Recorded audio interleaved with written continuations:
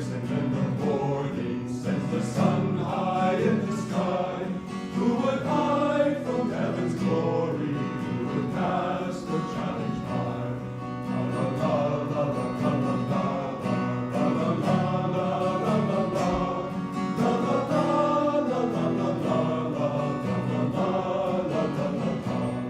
There's a morning for every nation when the sun's high in the sky.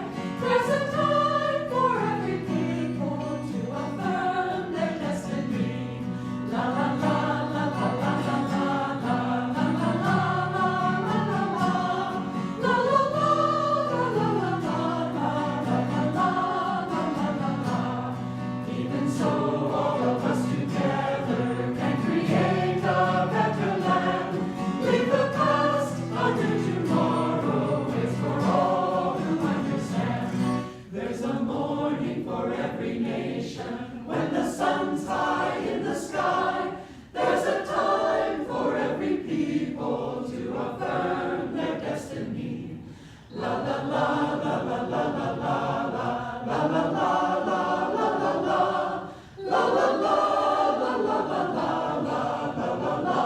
la la la la.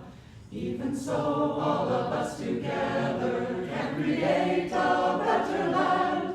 Leave the past, a new tomorrow waits for all who understand. La la la la la la la la la la la la la la. Leave the past, a new tomorrow waits for all who understand.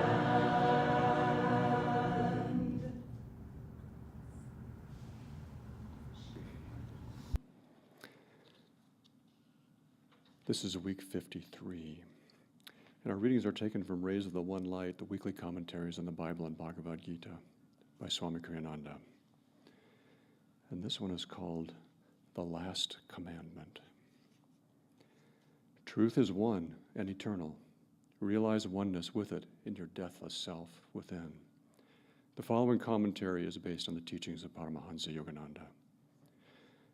Jesus Christ, near the end of the Gospel according to St. John, gave us his last commandment that we love one another. In John 13:34 and 35, he said, "A new commandment I give unto you, that ye love one another. As I have loved you, that ye also love one another. By this shall all men know that ye are my disciples." And again in John 15:12, he said, "This is my commandment, that ye love one another as I have loved you." How did he love us? Personally, yes, in the sense that he loved and forever loves each one of us for who we are, and not abstractly. But impersonally also, in the sense that the Christ, the divine consciousness, is not conscious of itself as separate from us. He loves us not only for, but as our very self. His love is a manifestation of infinity, loving us as expressions of infinity. He does not see us as we see ourselves. He forever sees us in our divine potential. Paramahansa Yogananda made a very similar statement to the monks very shortly before his own departure from his body. Respect one another as I respect you. His use of the word respect instead of love was deliberate. He wanted to emphasize for them the importance of impersonal love and friendship from God, for God. Worldly people do not understand that in impersonal love there is much deeper love than exists in personal love. Impersonal love is expansive, not contractive. One day the master was going for an outing and the monks were helping him into his car. Yogananda had been having difficulty with his knees. He remarked, "You are all so kind to me with your many attentions." "Oh, sir," they replied, "it is your kindness to which we respond." The master smiled sweetly. "God is helping God," he said. That's his drama. The second commandment Jesus quoted from the ancient scriptures, "Love thy neighbor as thyself," explains what he meant by his new and last commandment. We should, he said, love all as reflections of our very self. Thus Paramahansa Yogananda said also, When I am gone, only love can take my place. The Bhagavad Gita describes a dialogue between Krishna and his disciple Arjuna.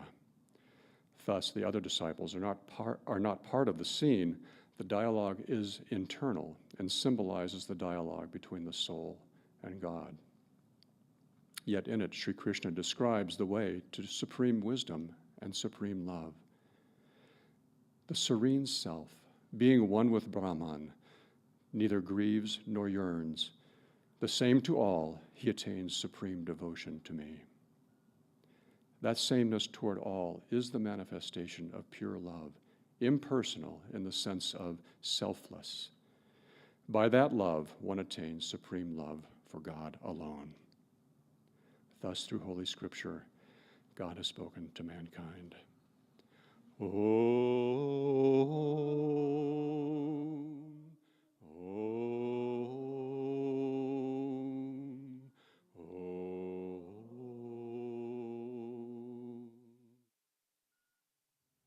Everyone. How is everybody today? Yay. Thank you everyone for coming, and happy New Year's Eve day today. What a moment to be able to just pause and reflect on this past year and what are our hopes, what are our aspirations for the coming year. And of course, our masters tell us to not focus not only on those material things, of course, the aspirations of perhaps exercising more, whatever, the litany is on the outward, but also inwardly, what are we going to experience more of this coming year? A quote that Yogananda would say, most people, and I may not get the exact words right, but the essence, most of us don't advance forward spiritually on the path for lack of spiritual adventuresomeness. Did I get it more or less right? Yeah, it's very adventurous of me to say it. But as I was listening to this reading, The Last Commandment, Michael, thank you for reading it so beautifully. It's interesting how you can read something and go, okay, that was nice, and read it again, that was nice. And then finally, at some point, the light bulb goes off and you hear something so important. What you kept hearing in that message was love. How do we advance spiritually? Is if what? If we love, if we just open our hearts and just love, offer that love. What happens when we offer that love? We're not constricted or restricted, or what happens, when we don't love, we're doing this, right? If we're bitter or critical or resentful. And as we look back at this past year, we can look at those things that have happened that have created sorrow in our lives. All those things, and we can just close up and just do this. And then what does yoga tell us? Yoga means union with God. It tells us to roll the shoulders back, open the heart, and feel for God's presence. Feel for that love. But if we just stay on the surface, as the masters always remind us, okay, we always at Ananda say this path is a balance of meditation and service. If we just stay on the surface and do service, do good works, do our lives, try to do the best we can, it's hard to feel that deeper love, that deeper presence of the masters, because things happen on the surface. And no matter how many good things we do or whatever, things happen. And so, but by communion, by finding that balance, they always remind us, go inside. That's where you'll find that everlasting presence of the masters, of joy, of love. And they're reminding us that the time for knowing God has come. And we can see that in the world. We can see this past year, all the things that have happened globally, things also personally, in our own neighborhood, in our own families. If there's ever a reason to go inside, we've been shown it over and over this past year, and they're telling us to do that. The time to find God is now. But again, they're just so reassuring because they always just invite. They never command. They say, come, here's the way, come. And they'll wait till the last one of us is standing here. They'll come back again and again for us. And the reminder in this new year is to look forward. It's just to look forward, to make some new commitments, to say, you know what, the person of initiative, I will create something from nothing. So I may have not had a meditation practice, so I may have not been doing my yoga, or whatever it is, I can do that from this point forward. I can take that next step. I can take whatever it is, and thus in the new year create a new and better future, filled with great joy. The story about love, Yogananda saying only love can take my place, reminds me of the story of Luther Burbank, who was a horticulturist. And Yogananda dedicated his autobiography of Yogi to Luther Burbank. Well, he had grown a cactus without any spines in it. And Yogananda was just fascinated by that. And in talking to Luther Burbank about it, he said, yes, I only shared love with this cactus. I was only kind and loving. And so the cactus didn't need its thorns. But after Yogananda was so touched by this that he brought a clipping back to his home in Los Angeles. And sometime after Yogananda's passing, some vandals broke in and they actually beat the cactus. And lo and behold, the nuns and brothers down there, they noticed that this cactus started to grow spines again in defense. And so they remembered what Yogananda had done, and they remembered Luther Burbank's policy, so they started to surround it in love again. And sure enough, it started to let go of its thorns again. And we all know what a better world we would have if we all lived like that. If we all just lived with spiritual adventuresomeness, with open hearts, with open minds, sharing our love, doing the best we can in every moment. The masters just say, come, we're here. If we take even just the slightest step forward. So the encouragement, Daiva will also share, there's not much more to say, but the encouragement for each other, to support each other in taking each of these next steps as we really open ourselves to who we fully are. And the masters say we could find that right now. They gave us the tools. They gave us the tools of self-realization, yoga, meditation, introspection, chanting, affirmations. We have an amazing tool belt. We just have to remember in this new year to put it on and start practicing little by little, supporting each other, holding each other in prayers and love. So many wishes to all of us here for a blessed new year.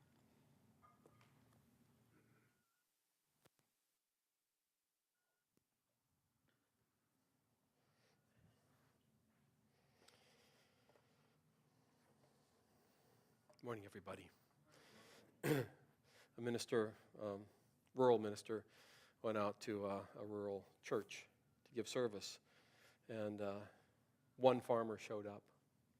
I'm speaking to a small crowd today, a little bit. One farmer showed up, and the minister said, we should probably just cancel today. And the farmer said, if even one of my cows shows up, I still feed them.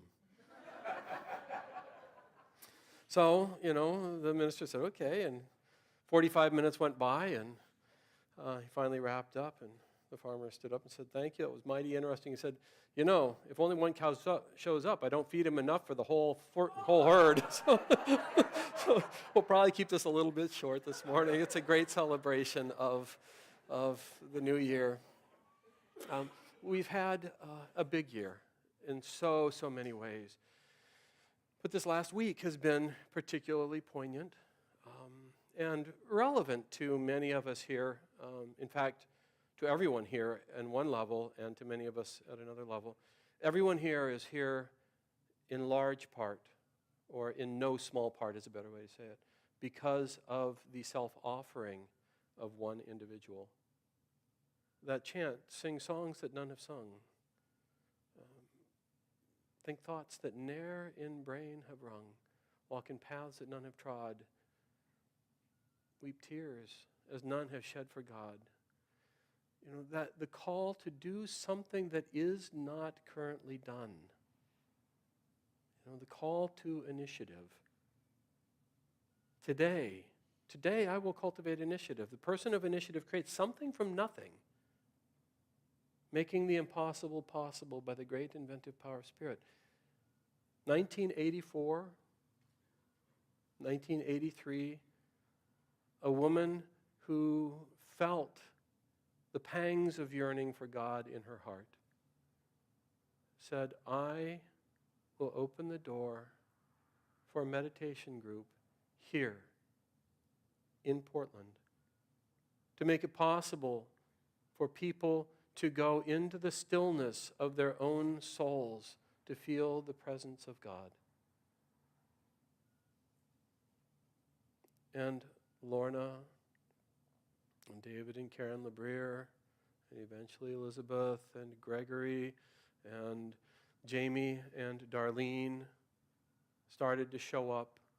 And out of that is all of Ananda Portland. All of Ananda Portland was born out of that woman's determination and willingness to offer her life and her home to create something that did not currently exist. And we are in direct lineage of that choice, being here today. And all the blessings that Ananda brings into your lives and into the lives of the thousands of people, both locally and through Laurelwood around the world, is a direct extension of that choice. As Mother Teresa said, there are no great things you can do in this world, only small things with great love. But small things with great love ripple out into the world in ways that are unimaginable. She passed this week. After a lifetime of offering into God. And we had the privilege to spend some time with her. Her name was Roberta Beckman. And she would come to church. She was quite ill the last number of years of her life. She struggled with cancer and a variety of other things, burning off the karmas that keep us bound to this world. And she was in the hospital, and it was clear that she wasn't probably coming out, that there wasn't another rally to be had. And I was speaking with her, and I said, "Are you ready?" And she said, "No." "No, I'm not ready." And then she got silent. And that was it. She didn't pass in that moment, but it was not long. It was within 24 hours of that she let go of her last breath. This world is so hypnotic. It's so hypnotic. And we get caught in it. And the more we get caught in it, the more restless we become. The more restless we become, the less we feel ourselves to be whole. The less we feel ourselves to be whole, the more we reach out to try and find something that will satisfy. The more we do, the more restless we become, and so it goes. And every year, actually every day, every meditation, every Kriya breath, we have a chance to reset that clock. We have a chance to burn up that commitment. I heard something the other day I thought was very sweet and very simple. What is the difference between death and liberation? Death is when the breath stops and desires continue. Liberation is when the desires stop and the breath continues. When we can be present with life without needing anything from it because we're so whole inside. And that's what I felt with Roberta as she passed, was desires stopped. She was ready. It didn't matter any longer. And then it didn't even matter whether she had the breath or not. She could just let it go. She graduated from this world in great freedom. There's another character who's been a major part of Ananda Portland, a little bit more present, a little bit more, but he's been with Yogananda since the 1960s, maybe even the late 50s. And his name is Joe Gamble. And Joe has been a firecracker. He just passed, night before last, 10:30 at night, no, 2 o'clock in the morning? 10:30 at night. 9:30 at night, thank you. He just passed at the age of 97, ripe old age of 97. And throughout all of those years, from the time he first met Master, he met Swami Kriyananda in SRF. Through all these years, he's loved Master. He has loved the spiritual life. He's made efforts to try and live and make sense of the spiritual teachings throughout all these years. And he too just let go of the body just in the last 48 hours. There will be a celebration, by the way, of his life, and Lorna will remind us, but this coming Tuesday at 7 o'clock right here. But he moved into the community as soon as it was open. Very shortly after that, not very shortly after that, he lived there for 20-some years, but when it came time that it was clear that he couldn't take care of his body, he couldn't take care of himself in quite the same way, he moved straight into an Ananda house with just great receptivity. Sure, this is the next phase of my life. Bring it on. He was in the choir endlessly. He loved music. He loved thought. He loved language. He loved the expressions of spirit that are subtler than just the physical. He loved great ideas, and he was always trying to share them. And these are two living examples of what we too can look like in our lives. We will never look like Joe Gamble, and I might say thank God. We will never look like Roberta Beckman, thank God. And no one will ever look like me, thank God, or you, thank God. Every one of us will look different. It will be God expressing uniquely through us. But there's so much that God would do through us, so much that would naturally happen as an extension of God through us if we just opened ourselves. But what congests us, what keeps us back, is fear, remembrance of times when we didn't quite get over the bar, resentment, protestations against how life is, just a million things. And we have to renew, we have to regenerate, we have to step past those. We can't just stuff them down. I was listening to a master saying we should bury them under the sepulcher of the last year. But it's too easy to see that as suppression. We can't suppress any of this. We have to just let it go. We have to make a bonfire. That's why the new year is celebrated with a Yule log. It's a bonfire of all the things of the last year, all the things of the years and incarnations before. Just light them up. They turn into light. Just let them go. Let them warm you. Let them nourish you. All those things that are so tightly held, let them go. Release them into light inside so that we can live this next year with great freedom, great joy, great creativity. And I would just say one more thing to everybody here. And it's an absolutely critical thing. A couple layers to it. One is try to increase your inner practice every day by even 1%. If you even did it 1% per week, just added a couple of minutes to your meditation per week, by the time 52 weeks has gone by, you would have added a whole wealth. And every single moment in meditation, every single moment in silence and in stillness inside, where we're alert and open and receptive, changes the story of our life. It's amazing.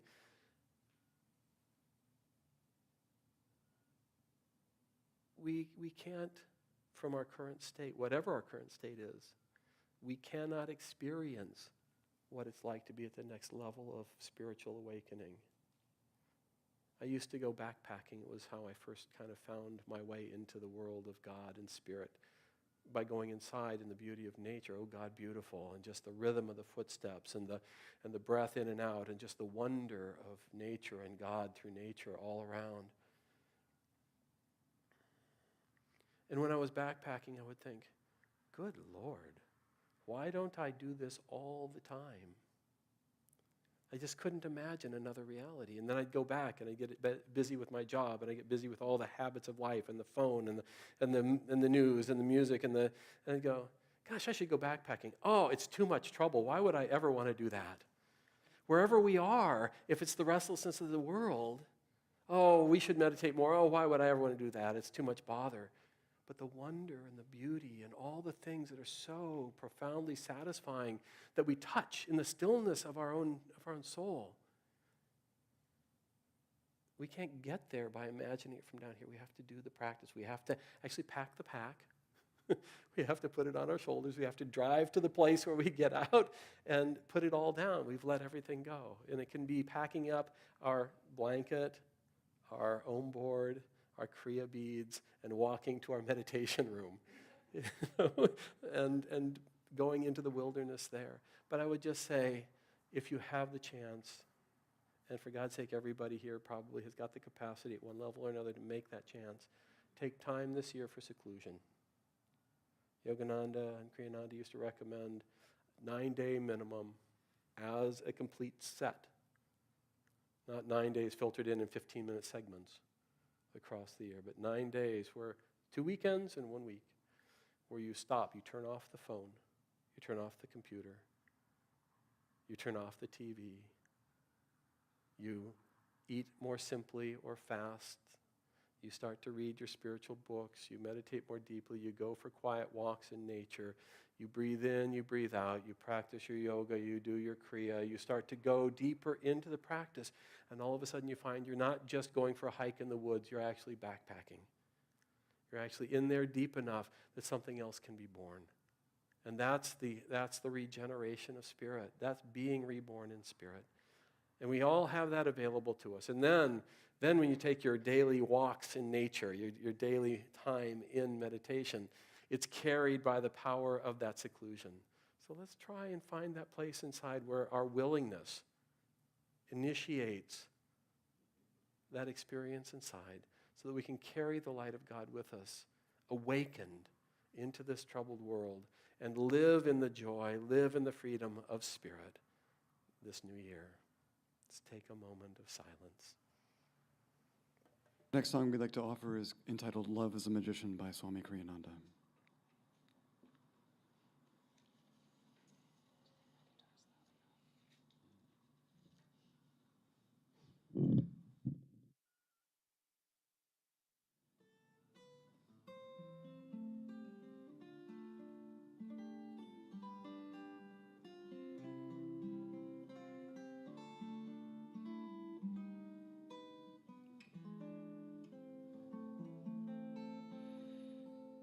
Love is all I know, sun rays on the snow of a winter long, in darkness without song.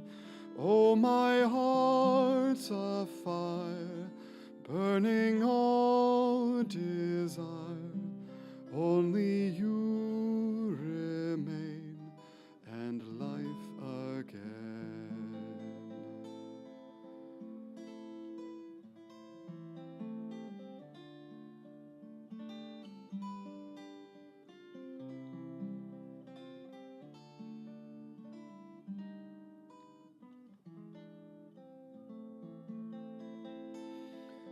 Too long I did stray, flung lifetimes away, imagined you did not care. I know now your smile was mine all the while. I listened and love was there. I can't breathe for love, all the stars above call to me, come home. All life's waves all end in foam, only love can heal all the pain I feel. What a fool